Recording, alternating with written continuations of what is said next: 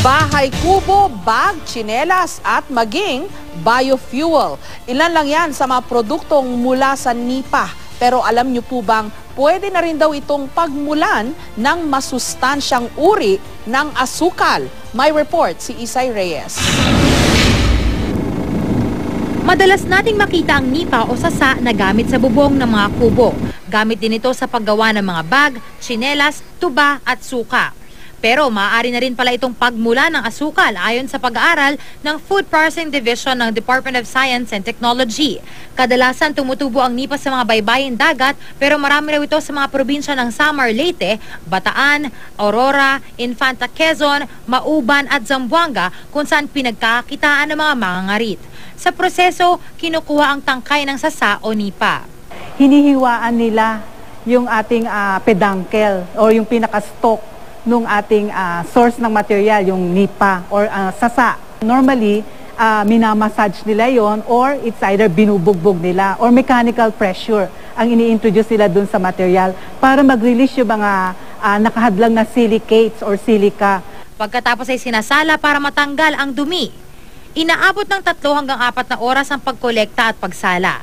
Pagkatapos salain, dito napapadaanin ng katas sa evaporation o concentration process na magtatagal ng 2 oras. Ilalagay lang yung sinalang katas dito, tapos pakukuluin lang siya ng pakukuluin. Nagkakaroon ng evaporation ng tubig.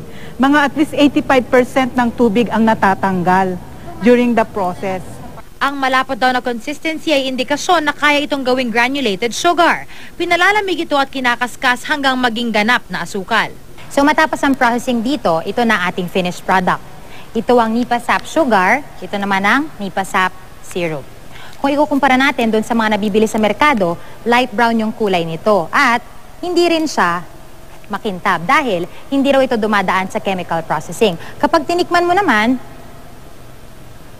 syempre matamis, pero ang kinaganda nito parang hindi nakakasawa yung lasa niya. Malinamnam kasi ito.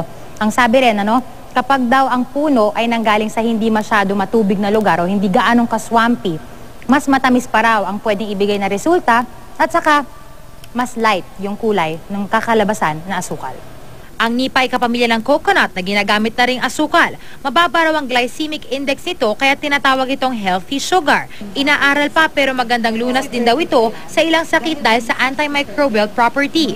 Property kagaya dun sa Candida albicans or sa mga E. coli, so nakakagaling siya, lalo na pagka siya ay ating iinumin. Pwede rin siya as antioxidant, pwede rin siyang makagaling ng ubo. Hindi pa raw mailabas sa merkado ang NIPA sap sugar dahil kakaunti pa lang ang gumagawa nito. Pero dahil sa kasagsagan ng diversion ng mga tao sa healthy living, nadiskubre na rin na pwede makakuha ng asukal mula sa coconut sap at buri sap. Pwede rin lumikha ng palaman, juice at biofuel mula sa NIPA. Isay Reyes, GMA News.